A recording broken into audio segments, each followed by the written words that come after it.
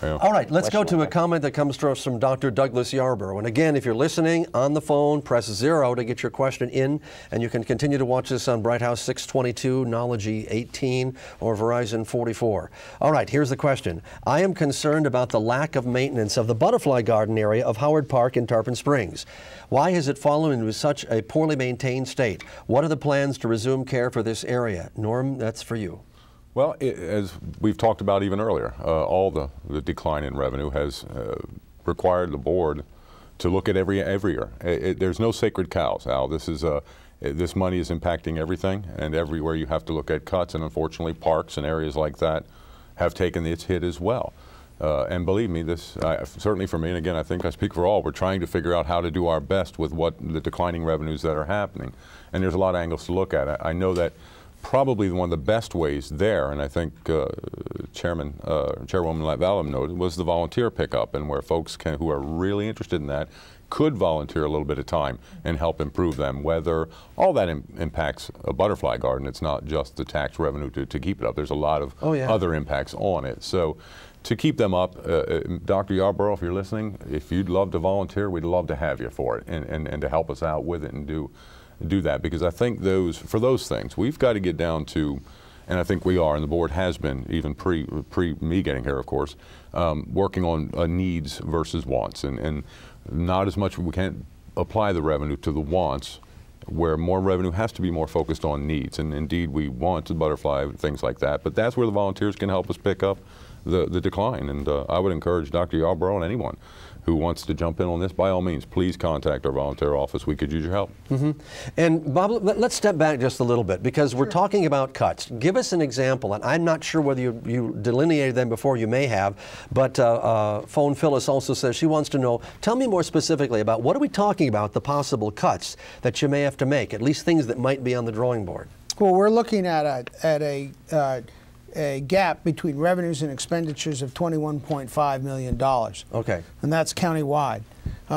This board has been working very successfully with the constitutional officers, the sheriff, the property appraiser, tax collector, supervisor of election, and clerk of the court to apportion some of those reductions among their services this year, as well as in departments under the Board of County Commissioners. We're going to have to continue to look at human services. We're going to have to look at public works, parks, roads, internal services, administration, and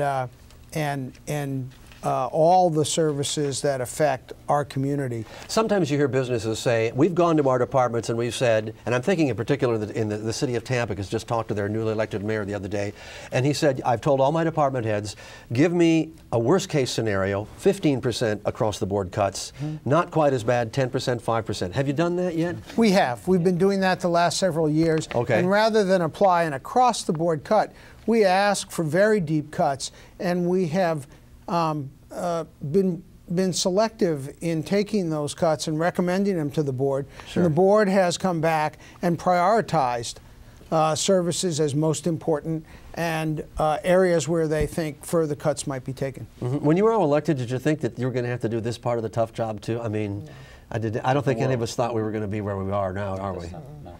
Well, okay, let's go to another question. This comes to us from Dwayne, and this is for Susan and Karen.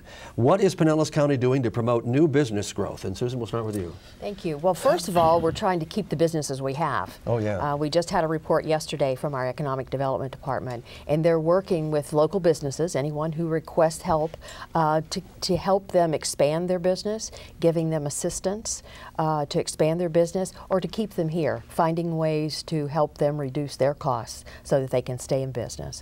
And then we're constantly seeking from every place we can new businesses to come to our area. The Economic Development Department has been very successful. There are some state programs, QTI being one of them, where we give incentives to a business to come here. And they say that they're going to create X number of jobs, and then only after those jobs are created and they're in existence for a full year do we give them a tax break. Oh, okay, okay. So that's an effective program, but you know, they're not beating down the door, but we are aggressively seeking them. But Karen, I'm thinking about, okay, Hillsborough County just approved tax incentives. I hear down in the city of St. Petersburg that this week they're going to be introducing, trying to get tax incentives and tax abatements. So it's like, since everybody is doing this, how do you get the advantage when everybody's kind of offering the same pie? Well, I think it can be difficult, but I think it's definitely something that this group wants to talk about, but we are very proud that thus far we have over 600 jobs that we've created in this past year, and new jobs. And even though we have lost some jobs, our economic development folks go in and help to provide retraining for other jobs, as well as all kinds of, start your own business training, how to improve your bottom line. The business assistance programs will reach out and find resources to help anybody who is looking to improve their business. So we encourage those who are in business to definitely reach out to our economic development folks for assistance, because they will be there. Is it to the point where, you'd like to say, I mean, we have the service industry, we need it, and not knocking the service industry, but you want jobs that pay more than $7.20, is that where we're at right now, minimum wage, $7.25? Yeah, that pay a little bit more than that, or can you even be that picky? Well, I think we continue to diversify. That has always been our goal, to make sure we know that tourism is our #1 industry, but we are really we have selected different sectors, biotech being one of them. We are like the #2 biotech county in the state of Florida. Oh, I didn't know that. And most people don't know that. There are all kinds of military businesses, and there's all kinds of small, medium, and large businesses here that people never even hear about, that are pay very good wages and have stimulated our economy and continue to grow. The medical sector is big in Pinellas County, and also continues to grow. Yeah, John? Yeah, I was going to tell you that the QTIs that Commissioner Lavalla talked about. Okay, QTIs are? The Qualified Target Industries. Qualified Target Industries, right. Okay. And that's on our agenda from time to time. But if you look at that, you'll see that the jobs that are being offered on those QTIs are not the $7 an hour or $20,000 a year or even 30. They're 40s, 50s, 60s, 80s. I mean, these are the people who are coming from another state, buying a house, moving to Pinellas County. That's what's keeping, if you didn't have these, and the state is, like she said, it's a state match thing. So the state's working with local governments to do this. And it's a great plan, and if anybody out there needs anything like that, please call our office and we'll send you to the right person. Mike Meidel down in economic development. He gets all the paperwork, but helps you put it together. Yeah, and I think that even though I'm in the media, there are so many services that the county offers that it's kind of like, I didn't know you did that, and I've lived here since 1986. So Well, but there's people who just are looking to move down here and are looking into these programs, and they find out, and they're not even here yet, Al. And they know about it already because they're looking for help, and there is help out there. There are dollars out there, and they need to be used. All right. We also need to mention WorkNet Pinellas. Okay. Because that's a very important independent board that provides executive networking. It provides from low to high wage earners an opportunity to find a job. All right, let's go to one. This is a comment that comes to us from our blog, Ken Jezik. There we go, Ken Jezik. You know some of these people because they're at your meetings all the time. Veterinarians. Oh, you're okay. That's not him, but that's his name. Susan, you owe me for the bill. For okay, here we go. The question is, glad I finally found you. What progress has been made in consolidating services across the county, fire, police, etc., as a means for reducing overall budgets? And Nancy, that one's directed toward you. Sure, and that's a very, very important question because while we have made a lot of progress, there is a lot of progress yet to be made, and there's a lot of potential savings out there if we can navigate this very tricky terrain to get there, to achieve these savings. One thing that is working very well is the Tampa Bay Purchasing Cooperative. I'm not sure if I have the acronym correct, but we have 42 different jurisdictions working together a number of jurisdictions working together on 42 purchasing contracts, Oh, okay. totaling about $17 million worth of goods and services right now, where we can pool our buying power and create savings not only for Pinellas County but for the other jurisdictions that are involved. So we are making progress in some areas. All the jurisdictions are talking with each other more now than ever because we're all facing similar challenges, and it's good to talk about all different possible places to consolidate, to do so formally on big services, or to do so on small things like cooperative purchasing.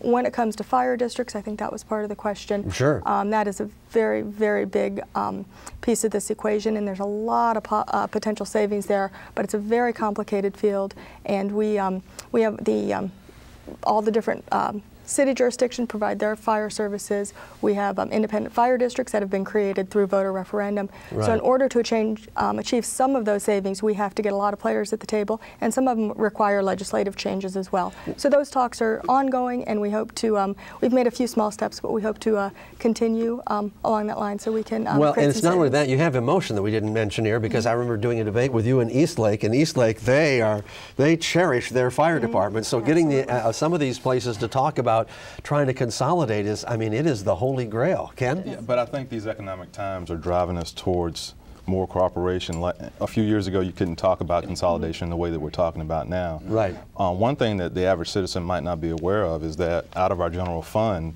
the county administrator is less than half of that. The rest of that budget goes towards the sheriff, supervisor of elections, property appraiser, other constitutional officers. And we have had probably 7, 8 meetings among ourselves and with the constitutionals to look at ways that we can consolidate. The county administrator used to have a separate IT department a few years ago. He's let that be consolidated with a county-wide IT department. Right. We're trying to pull other constitutionals into that IT department. Fleet, record keeping, there are many areas where we can consolidate within Pinellas County government, and we're having very productive talks with the other constitutionals on that right now. Yeah, it is definitely the way that everybody is going. Here we have another one that comes to us from David. He wants to know, of all of the houses that are going into foreclosure, who is paying the taxes, the banks or the citizens? Bob, do you know? The banks are responsible for paying the taxes, and when they don't, a tax lien is put on that property, and ultimately when it's sold, the county gets its money first. But isn't part of the problem that the properties aren't selling fast enough, so we're seeing true. a lacking? That's true. And yet, interestingly enough, today, even as we're doing this program, we had to approve a loan, a short-term loan for the court system within the state because, and the reason it was given was so interesting, because the foreclosure process isn't going fast enough. There aren't enough foreclosures. Boy, does that scratch your? How many more foreclosures do you want? Well, the budgets for the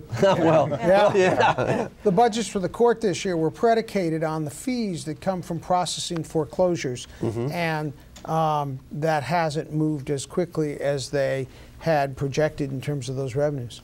All right. It's just not a sustainable way to fund the courts. Right. I mean, Right, yeah, I know. that's been the discussion all day. Why are we funding courts based on foreclosure? Yeah, sustainability. There's a word that we haven't heard great lately. word. A lot. All right. To maintain a foreclosure fund if you sweep it clean every year. Yeah, yeah. Okay, here's another one that comes from Dorothy Brook, and she's writing, I am so thankful that our county commissioners decided not to get involved in the service of garbage collection to the unincorporated area. I would like to know how much the cost is to the county to give this service to the Lellman area. I'll take that one. Okay, it's for you. And Dorothy, thank you for the question. We all know Dorothy. Okay. The answer is zero. The taxpayers, the homeowners in Lellman pay their own garbage collection fee through an MSBU fee. So the county is not tell me, subsidizing MSBU, it. what's that mean? Municipal Service Benefit Unit. Okay. So each household pays their own garbage collection. The county's role was really just to organize that franchise and put the model in place, but they pay for their own garbage collection. Okay, it was like NASA. I wasn't going to let you get away with something that I didn't know I understood. All right, here comes another one from Andrea Barlow. And just a reminder, folks, that if you're joining us, again, if you're on that telephone right now, if you want to have a comment, you just press 0, and then you'll be able to leave your comment, and then it'll get funneled down to me. But again, we're already, we've got 45 minutes to go in this program, so you've got a question. I'm telling you right now, you get to these programs, everybody waits till the last 10 minutes. Don't. Get your question in now. All right, here we go.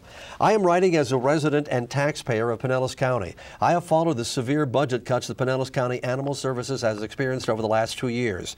I feel that they've been overly drastic in this very important area, the welfare and second chance of our companion animals. There are many other opportunities for budget cuts that do not involve reducing the chance at life for homeless animals. Please focus this year's cuts in those other areas and do not make any more budget reductions to animal services. Where was the question? Is there a question in there? Karen, talk to me about animal services.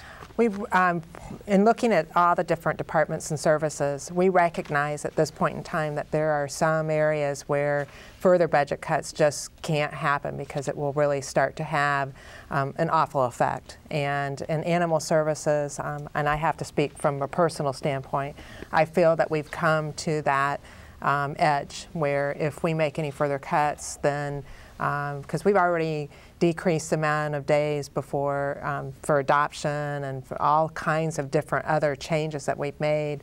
However, we have kept code enforcement strong for animals in case there's dangerous animal cases and things like that.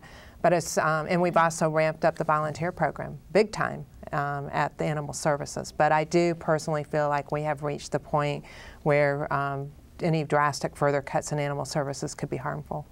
You know, one question that was asked me, I was dealing with another budget matter in another city, isn't part of the problem though, once you administer these cuts, what are the odds of this stuff ever coming back? Or do you plan for that, or you just basically say, we've got to get through this year first, and then we'll worry about what happens beyond that point in terms of whether these services will be able to come back? Anybody?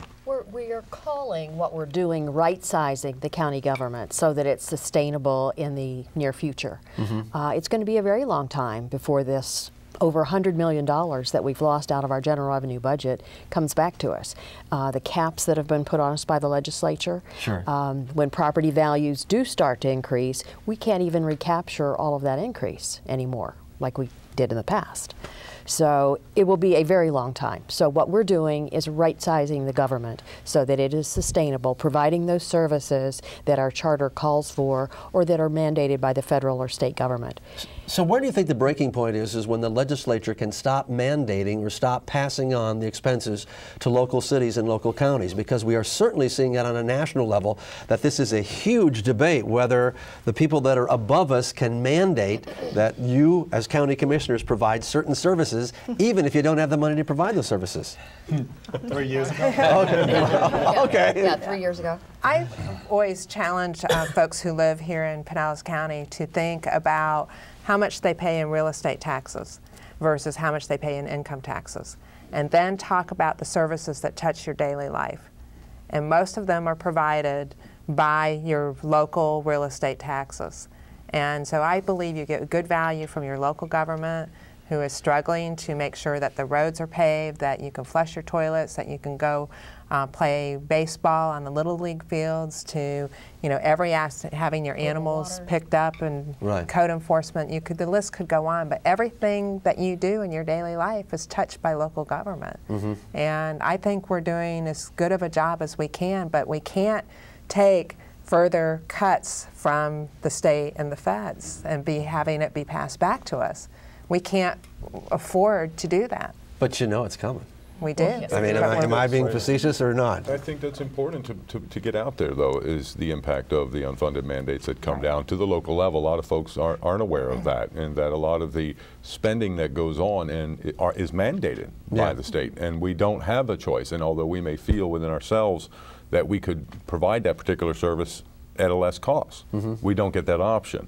So I'd like to see some, and I've stated that in our legislative delegation meeting, I'd love to see some courage out of our legislators that stand up and support us on that level and say, hey, if we're willing to say we can provide that service equally at a less cost to our local taxpayers, then give us that opportunity and back off on the mandates. Yeah, flexibility. Absolutely. You don't give up power once you get to Tallahassee, do you? John, you were going to say something about this too. Yeah, I was going to say earlier you asked about with all these cuts, when will you see some of this stuff come back?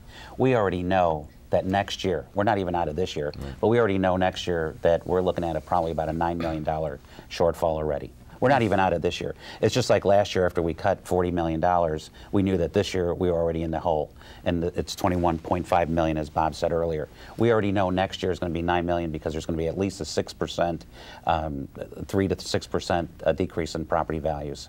So we're already in the hole next year. So things that are getting cut over the last couple of years, chances are you're not going to see any of that coming back for at least a couple of years, anything, but it won't be next year. Another question, we all drive the US 19 corridor, or sometimes called the US 19 hell, depending upon where you live on US 19. I see a lot of businesses that have gone out of business as a result of that. So this is revenue that the county doesn't get. And I've always wanted to ask county commissioners, what do these people do? Do they have any recourse at all? Do they go out of business? What does the county do? And how do you plan for projects? The US 19 project, for example, if it wouldn't have been for the Washington funds that came through, that wasn't going to happen. So how do you, Bob, as an administrator, how do you plan for that? Because you're losing, I'm sure you're losing millions of tax dollars as a result of that. Business is going out of business. Well, the sales tax revenue is down as a result. But even more important is that the state requires us to relocate the water and sewer lines that are buried below ground on those roads. And we have to pay for moving those lines when they get ready to expand their road. And some of that we're not even able to plan for, given the amount of lead time necessary to develop and collect and save up the money necessary to pay those costs. So when Washington gave us this money and they wanted to put a big sign talking about this coming from Washington, they didn't ask you if you had enough money to pay for moving the infrastructure? No, sir. Why not? That's Because they don't That's the way. our job. Find it. All right, that's the way government works. By the way, if you're watching this at home, we just want to remind you again that you can participate, and we'd like to get more of your questions, because you don't want me just asking all these questions, or it'll start sounding like Bay News 9's Political Connection show, and then we're all in trouble because I'll interrupt you all the time. But if you're listening on the phone right now, just press 0, and you can get your questions submitted to our panel right now. And also just want to say again, there are a lot more public hearings that are coming up along this way. And oftentimes in county government and in all governments, it's like the squeaky wheel that gets the grease, but it's not always supposed to be that way. If you have something that you're very concerned about, you need to talk to your commissioners, you need to get on the horn, you need to get on those emails and converse with them and let them know what your feelings are about this, rather than waiting till the last budget meeting. And I know this always happens, the last budget meeting, somebody goes, well, we never knew. We've only been talking about it 9 months. All right, I'm going to go ahead with one of the other questions right here and just tell our folks in the back that this is the last submitted question I have. So if you can feed me some more up there, that would be great. And this one is going to be to Karen Seal again on this one. This is more of again, a kind of a statement, so it's not really phrased quite well, but it says, publicly request the elected constitutional officers like tax collector to reduce spending and operating costs, putting more money in the general fund. Is that a possibility? We've already done that. We actually had some planning meetings that included the constitutional officers. We established targets based on their percentage of the budget, and ask them to work on meeting those budget reduction targets. On top of that, we are working on several different projects of consolidation, which Commissioner Welch already mentioned. One of them is, can we consolidate space? Can we move constitutional officers and county government into common space and save on leased space or on buildings that we may presently own? We're talking about, can we combine 911 with the sheriff? There's a lot of functional areas that we're looking at. Copier, we have a county copy center. Can they do more of the work? There's lots and lots of different areas that we're working diligently on trying to make happen. Okay. Now we have another question, and part of that was my problem because I forgot to pan down the screen. There was a user error. couple more user error, yeah. Because I thought, I can't ask 40 minutes worth of questions on my own. Here comes another one. This one says, when the Pinellas County Sheriff's Office gives their assistance to other police departments in our county, do they charge for their services that are too costly for a small department to provide to their city? And Neil, this one's for you. Thanks, Al. Well, why don't we explain the sheriff's budget first, and then I'll answer that question. Because the sheriff, every resident in Pinellas County, every property owner pays into the general fund, which goes to fund the sheriff. And the sheriff is the chief law enforcement officer for all of Pinellas County. Now, if you live in the unincorporated area, you also pay an additional level of property taxes for the sheriff to provide services there. If you live in a city where the sheriff is the law enforcement officer, like Dunedin or Safety Harbor or Seminole, the city has a contract with the sheriff. If you live in a city that has their own police department, like Pinellas Park or Clearwater or St. Petersburg, there are services that your police department provides, and then there are services that the sheriff provides.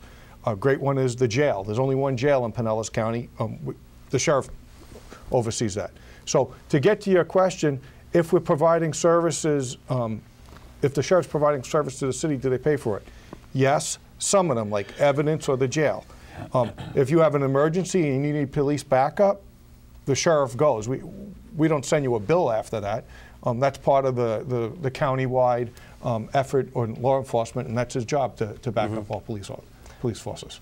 Okay, so that's good on that part. Let me ask you a question about, because a number of years ago, and this just shows you how long I've been around, there was a lot of talk about EMS services. Is that part of the Pinellas County purview or not? Yes, no? No. Yes. No? You wish it wasn't? Okay, okay, so are we still in the situation where, are you required and mandated by law to send double units to everything? And I know there was a big controversy about firefighters saying, hey, why can't we do that, and why can't we do the transport because we're already there? Any comment on that? We are looking at that entire model right now. No, you don't have to send 2 units. We're looking at something called priority dispatch. Would be an intelligent way of dispatching units based on the medical emergency at the site. We're working with all the districts right now to look at a new model for EMS. I think one of the biggest problems is that EMS does subsidize the fire districts, and it's hard to separate that. But I think the economics demand that we change that model, and that's what we're looking at right now. And more, yeah, go ahead. I think we should point out to all the viewers and listeners that the county doesn't have a fire department. We have to contract with every city or independent agency. And when it comes to EMS, we just fund it. We don't run it. So, and we don't have the power to unilaterally collapse fire departments, even if we wanted to. That's why, as Commissioner Bostock was saying, we need a lot of players at the table to change the system. And I know it's frustrating when you say, you know, a fire truck came and then an ambulance came. Well, the reason a fire truck came is because they were closer to you and they got the paramedic to you in less than 7 minutes, which isn't a big deal unless it's your husband or wife on the floor having a heart attack, and then you want them there right away. And the ambulance follows, and the paramedic on the fire truck will tell you if it's an emergency or not an emergency. And we're open to all options if we can find a less expensive and equally safe way to do it. Okay, any more on that one? But if it's a sprained ankle, you don't want to send that heavy response. And that's what we're trying to get to. Right. All right. The mandate that the board gave us in studying this was, number one, to protect the level of service, to provide the top flight emergency medical care that this community has become accustomed to. Second, to create equity in the system. And third, to put in place cost management and cost containment techniques to protect that millage base and control the costs of this most important service. Okay, let's talk about something. This is another one of my questions, as we have one more that was submitted right now. Annexation wars. Are they over, or are we still seeing some more? Although I just saw today that we read in our news that some other unknown city just decided to annex 163 acres along Ulmerton. And so where are we at with that? And more importantly, how does that impact Pinellas County's budget? Impacts it greatly. How many of you are in favor of annexation? Okay, that might be an easier way to ask it. Go ahead. When citizens want to be annexed into a city, there's not one of us that doesn't support that. Sure. When cities aggressively go after an area, state law favors cities in the annexation world. And if a city chooses, they can draw a boundary line and say, through a referendum, we're going to annex this entire area. And it might include many businesses which pay high taxes. Sure. And those businesses don't get to vote. Only the residents and only registered voters get to vote. So a whole lot of people don't get to have their voice heard, yet all of a sudden their taxes go up because they're in a city and have to pay franchise fees and other costs. No, wait a second. We are in a subdivision and they pitched us that our taxes would automatically go down. Yes, but Well, did they tell you to turn the sheet over? And read the back. Listen, I'm the president of the Homeowners Association. I stayed out of it, man. It was got to be too hot to handle. John, you were going to say something. Yeah, the incident that you're talking about from that unknown city Yeah. rhymes with Fargo. Yeah. Right. All of those, that whole area of annexation is commercial.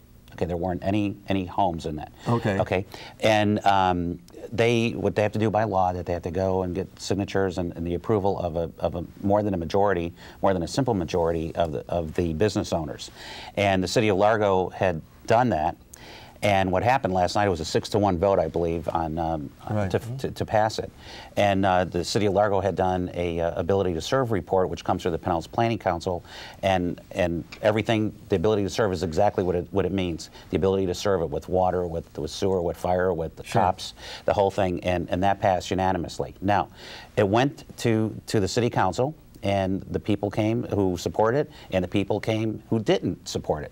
But they were far outnumbered, the people who were not supporting going into the city. So they lost. Right. Now, the thing is, how do you get around it? Is that, you know, the city went and talked to all of those people and supposedly promised these people by going into the city, they offered them incentives, okay? And there's certain incentives that you can do, and then there's other incentives that you can't do. Right. Now, you know, that's going to have to be washed out in the laundry, right. You know. But the whole thing is that the majority of the people who, and those are voters, yeah, right. But they're not a block of voters like in one city or one neighborhood or one precinct. And but unfortunately, that yeah, Great Bay Distributors. Great Bay. I'm not quite sure what they do, but well, they've been against it for years. They've been against it for years. That was part of the rub. Yeah. But that's an issue that's been going on for a long time, and it's one of those